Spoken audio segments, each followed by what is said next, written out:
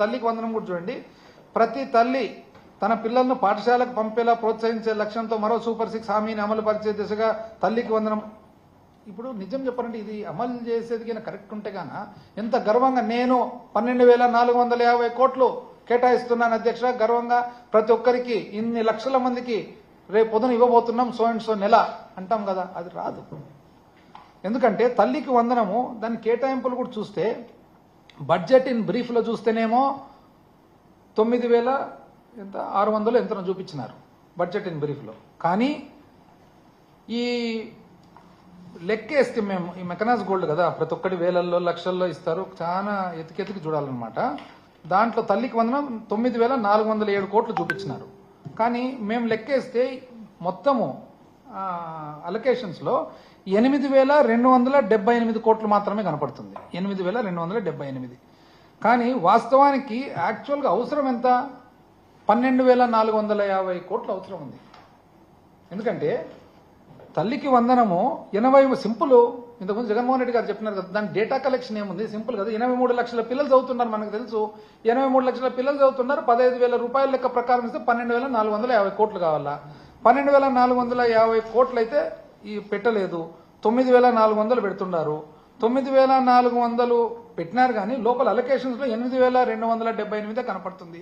ఈ ప్రకారం అయితే కేవలం 55 లక్షల పిల్లలకు మాత్రమే ఇవ్వనీకి అవుతుంది. అంటే కోస్తారా ఏమన్నా? కోసే ఉద్దేశం ఏమన్నా ఉందా?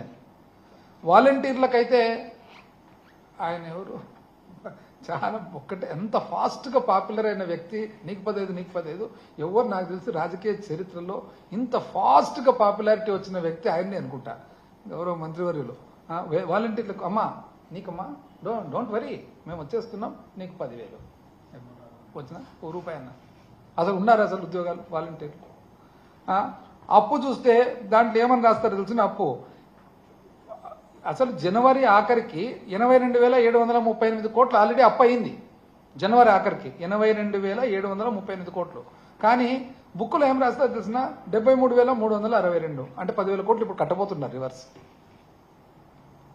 అంటే 10,000 కోట్లు వాపస్ ఈ ఫిబ్రవరి మార్చిలో 10,000 కోట్ల సంపద సృష్టి వాపస్ తిరిగి అప్పును కడతారనమాట. ఏంటి అసలు లెక్కలకు దానిలకు ఏమన్నా పొంతనుందా?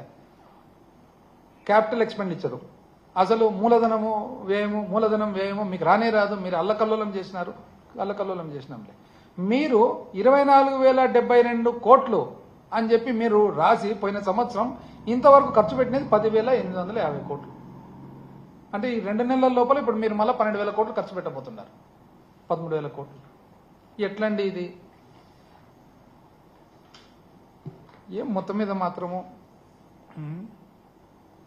అసలు గవర్నర్ అడ్రస్ చూస్తే ఒక్క చోటన్న గవర్నర్ గారి అడ్రస్లో మొన్న చూస్తే ఎత్తుకుతే ఒక్క చోటన సూపర్ 6 అనేది ఎక్కడే కానీ ఒక్క చోటన ఉందా అసలు?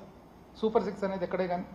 ఆ తర్వాత ఇప్పుడు అగ్రికల్చర్ వచ్చేటప్పటికి అసలు వ్యవసాయదారుల పరిస్థితి ఎట్లుంది బయట చూస్తే? వ్యవసాయదారుల పరిస్థితి వరి చూస్తే పోయిన సంవత్సరము ఎంతుండే 1,740 రూపాయలు పోయిన సంవత్సరం క్వింటాలు అమ్మినేది. ఈ సంవత్సరం ఎంత ఉందండి? 1,470 నుంచి 1,500. ఎంఎస్పి వచ్చేసి 2,300.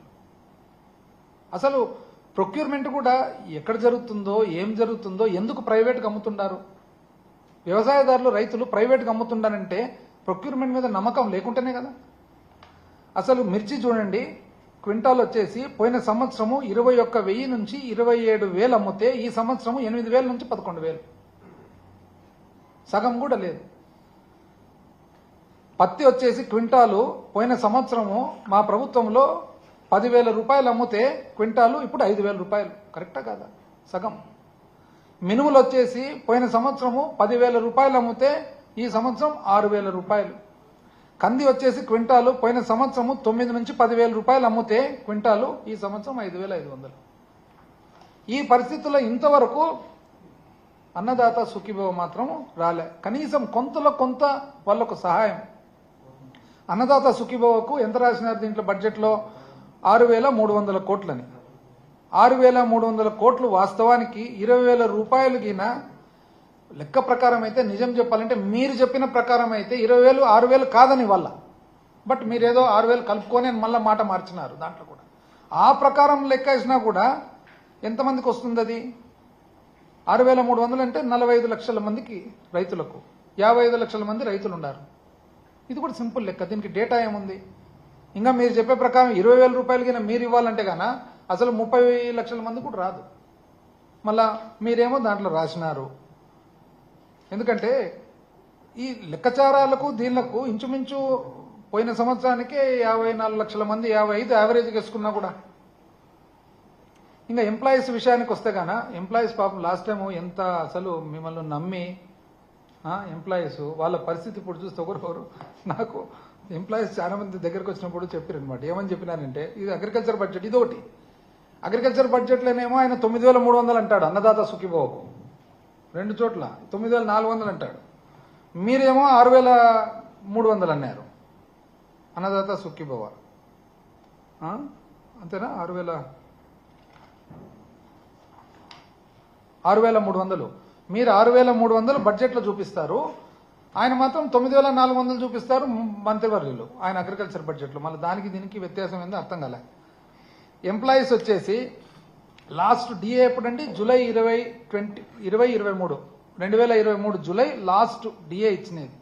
జనవరిది డ్యూ ఉంది, జనవరి 2024 డ్యూ ఉంది, జూలై 2024 డ్యూ ఉంది. మీరు అసలు మొత్తం బ్రహ్మాండంగా మీరు ప్రామిస్ చేసినది చూస్తే ఎంప్లాయీస్ అంతా అసలు ఇంకా ఆకాశమే హద్దు, సూర్యుడు చంద్రుడు చుక్కలు అన్ని కూడా ఇంక ఊరికి వడ్డీయడమే. వాళ్ళ పరిస్థితి ఇప్పుడు చూస్తే వాళ్ళు ఎవరు తెలిసిన చాలా మంది సార్ అప్పుడన్నా కనీసము ఏదో మా ఆవేదన చెప్పుకునే కన్నా ఎవరన్నా ఉంటున్నారు సార్, ఇప్పుడు ఎవరికి చెప్పుకోవాలి సార్ మాకు అర్థం కావడం లేకుంటున్నారు. వాస్తవం. ఆ తర్వాత గ్రాట్యుటీ వచ్చేసి జూలై నుంచి గ్రాట్యుటీ ఇవ్వలేదు. రిటైర్ అయిన వాళ్ళ గ్రాట్యుటీ జూలై నుంచి ఇవ్వలేదు. ప్రావిడెంట్ ఫండ్ మేము లాస్ట్ క్లియర్ చేసినాము ఎలక్షన్ల ముందర, ఏప్రిల్ నుంచి ఇంతవరకు ప్రావిడెంట్ ఫండ్ ఇవ్వలేదు. సరెండర్డ్ లీవ్ పాపం రిటైర్ అయ్యే వాళ్లకు సరెండర్డ్ లీవ్ లేదు. ఎంప్లాయ్మెంట్ బ్రహ్మాండంగా సృష్టిస్తామని మీరు అన్నారు. యాక్చువల్గా వాస్తవానికి ఏమంటే మాకు మీడియా పవర్ లేక ఎవరు దీన్ని సరిగా రాయరు, కానీ వాస్తవానికి అసలు ఎన్ని ఉద్యోగాలు ఇచ్చిండేది పోయిన ప్రభుత్వం, జగన్మోహన్ రెడ్డి గారి ప్రభుత్వము ఇచ్చినది 2,13,662 పర్మనెంట్ ఉద్యోగాలు, 45,871 కాంట్రాక్ట్ ఉద్యోగాలు, 3,71,777 అవుట్ సోర్సింగ్ ఉద్యోగాలు అన్ని కలిపితే టోటల్గా చూడండి 6,31,310 ఉద్యోగాలు ఇవ్వడం. ఇది కాక ఏంది గవర్నమెంట్ పర్మనెంట్ ఉద్యోగాలు 2,13,662, కాంట్రాక్ట్ ఉద్యోగాలు 45,871, అవుట్ సోర్సింగ్ 3,71,777, 6,31,000 ఉద్యోగాలు ఇస్తే ఉద్యోగాలు ఎక్కడా అని అంటారు.